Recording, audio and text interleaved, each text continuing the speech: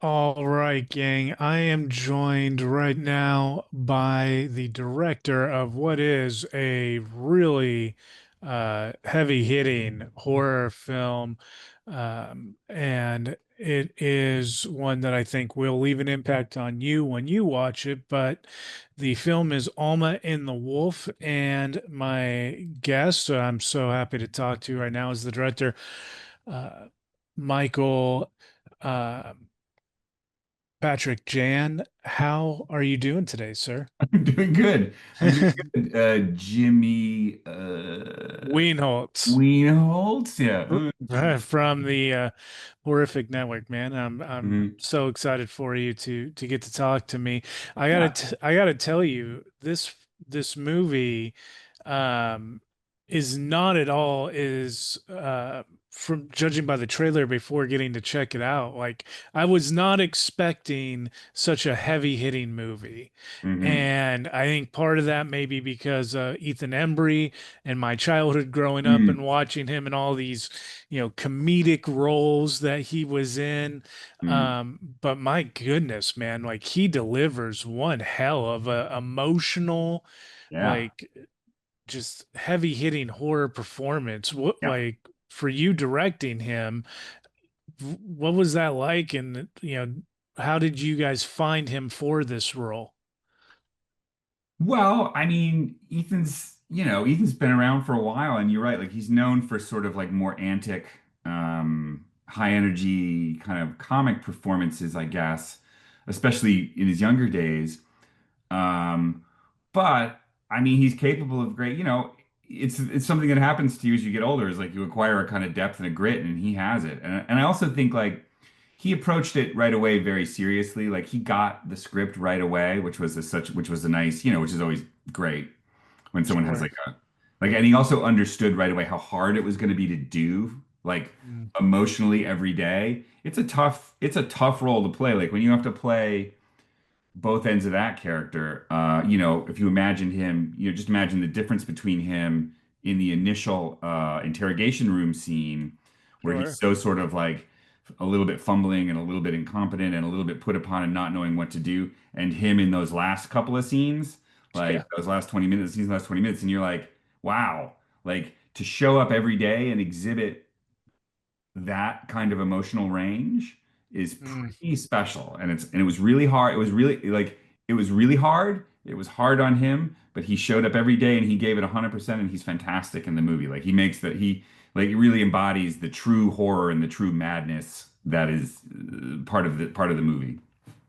And it's true, like how you say it, you brought up right there a couple of times, showing up every day and carrying this weight. Mm, I would say it may even been more because this movie, without getting too spoilery, is like this slow burn to him getting to that point of the last right, two scenes. right. It's not a horror movie where you have just this one Right. cataclysmic, event. Yeah. He is, like you said, a true, different person from when he started to, when he finishes. Yeah. And a, a lot of that is definitely, with the actress Lee Jun Lee, Yeah, she's who terrific also. who we just saw in Sinners, Yeah, and right. Amazing.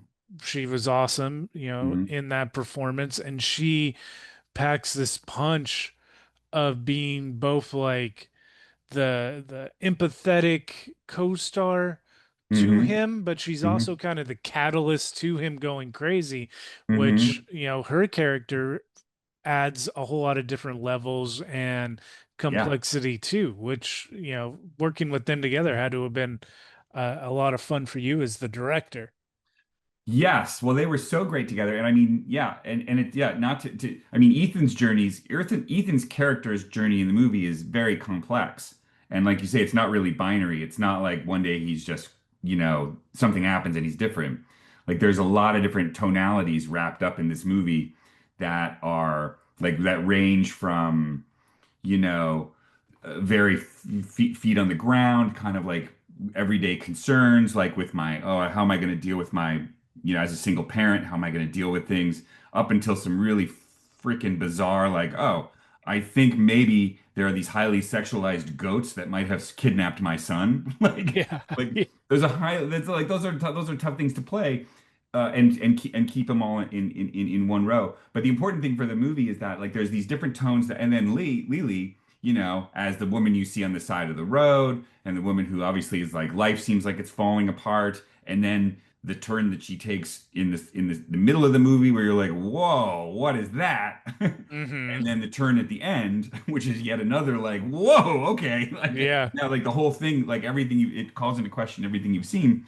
Like being able to, the whole one of the points of the movie is to me was like, with this movie, I get to make not one movie, like one horror movie, but I felt like I got to make all of the horror movies, Yeah. like in one Yeah. thing, and Yeah. put like a folk horror movie and a body horror movie and a monster movie and a movie that takes place in the spooky woods and a Twin Peaks and a Silent Hill and all those things and like kind of put them together and go all over, and also a fair bit of comedy as well, and some in weird places, and also be sort of like verging on having the movie itself be verging on the edge, like tilting on the edge of like total insanity, but then in the last 20 minutes be able to wrap it up, to be able to go like, oh, that's why it was like that. It's not just a sort of like it's not just like because it's fun for me as a director to do all these different things on different days. Like it serves the story in the end, and it serves the emotional, the last 20 minutes of the movie where the sort of like all of the strands kind of weave together and you're like, oh, that's why it's like the way, that's why it is the way it is.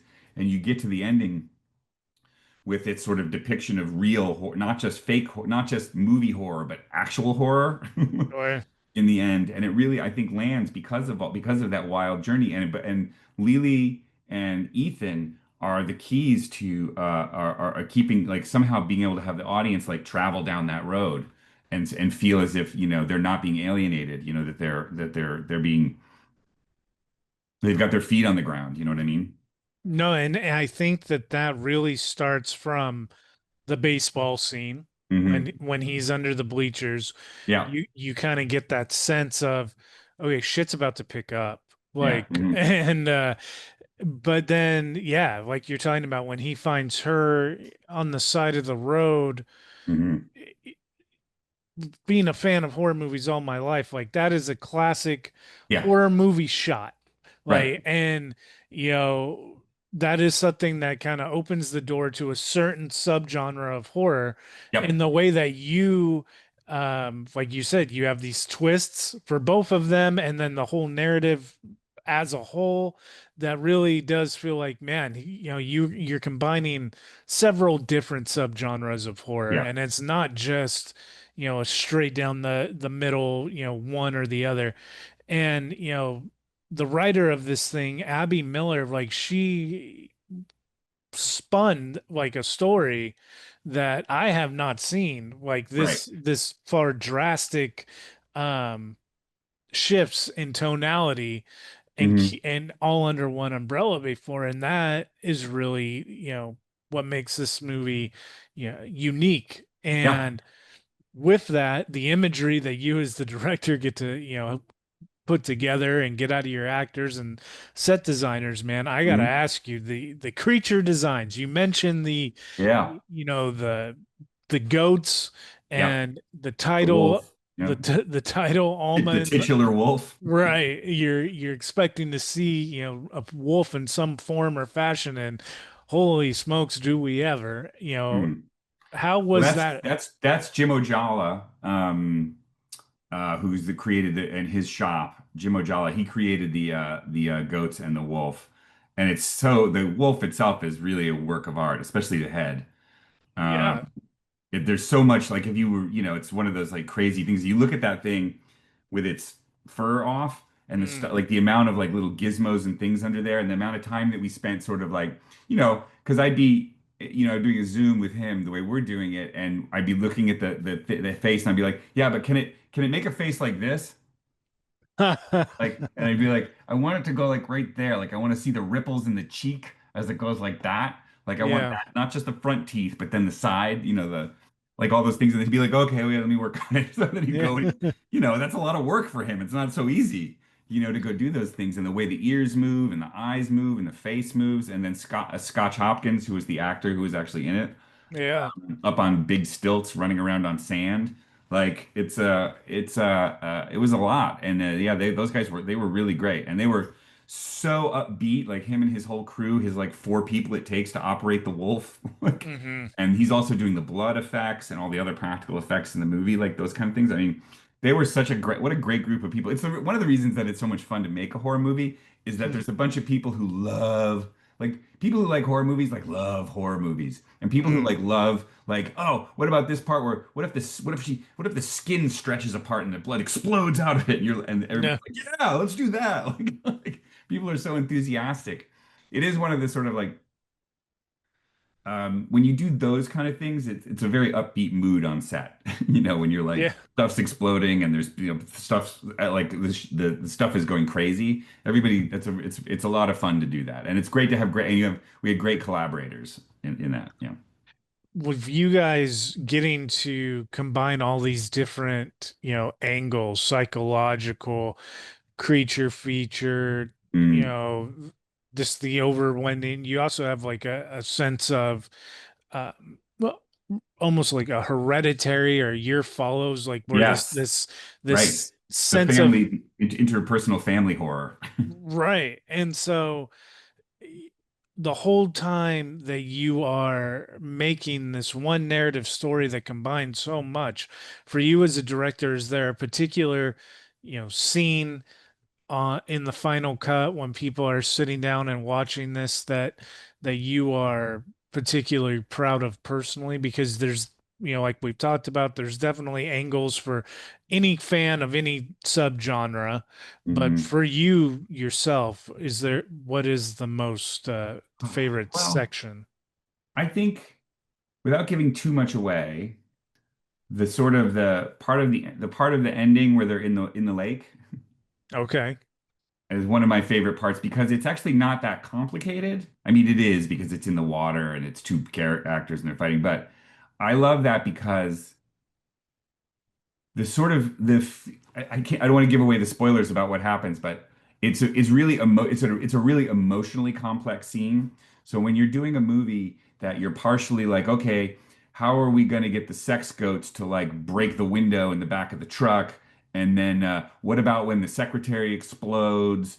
And like what about like all these other sort of like horror things that you're trying to figure out and have fun with, and then you get to the sort of like the really heart of the movie and be like, okay, now what we're doing is we're doing a scene, we're doing a very emotionally complex scene where there is no, we have no cover. You know, there's not a spectacle that's going to go along with this. This is two people interacting, and it's the most horrific part of the movie. Yeah. There's no like knives, there's no blood spurting out, there's none of that, but it's where the horror, the true horror happens there. And I'm also I'm very proud of that because I think it like that scene is one of the scenes that like it's one of the reasons I wanted to do the movie is the feeling around that scene. And the other reason I'm proud of it, of course, is that the actor who plays Jack is my actual son. Oh, wow. So, you know, that's my son who is, you know, just about to graduate from USC and he took a couple, you know, he took a month off from college to come up and we lived together up in Oregon and he shot that, you know, that scene and he's great. Yeah. He's really good in that scene. Yeah. Well, I would say he's really good in the whole movie, man. Yeah. Anytime that, him and Ethan are interacting, like Yeah. the total believability of him trying to take care of his dad for his Yeah. dad's sake. And Right.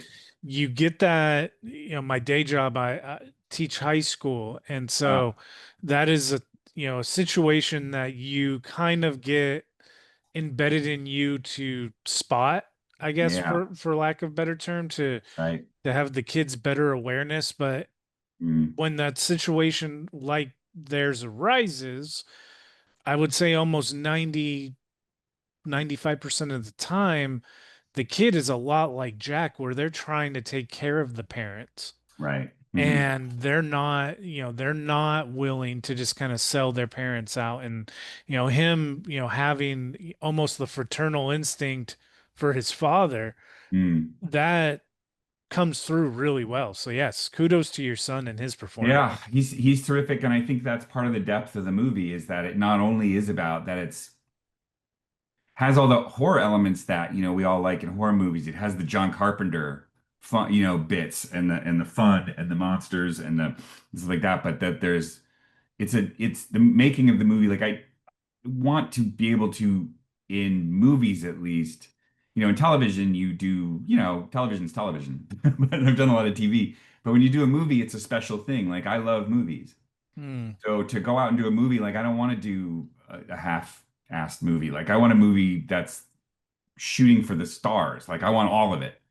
Right. Every movie that I make. So it's a very ambitious emotionally and logistically and all those things, but nobody cares how ambitious something is logistically. But the emotional sort of ambition of this movie is very high. So I'm very, it's one of the things I'm proudest of about the movie. Like it's fun, it's weird to the point of like bananas, which I also love. I love a movie that teeters on the edge of ludicrous, especially when it teeters on the edge of ludicrous in some of its most serious scenes. Yeah. I like to blend those tones. Um, but I really the thing I'm most proud of is that it is that this movie really sticks the emotional landing. Yeah, no, I do think that that is definitely, the star of the movie is the emotion that it conveys, and your kudos to your cast and to Mm. your direction Thank and you. everything that, goes into making sure that that is conveyed when you have sex goats and giant wolves and, you know, Yeah. Hmm. everything that goes with that without giving spoilers away. Right, That right, could yeah. that could be easily, distracting to that emotion. The cast still carries that emotion through it all, man. So Alma and the Wolf, definitely you guys check it out. And Michael, again, congratulations. Thank you, Jimmy. I appreciate it. Thanks for talking to me. I'm very happy that you like the movie. Thank you. No, thank you, man. And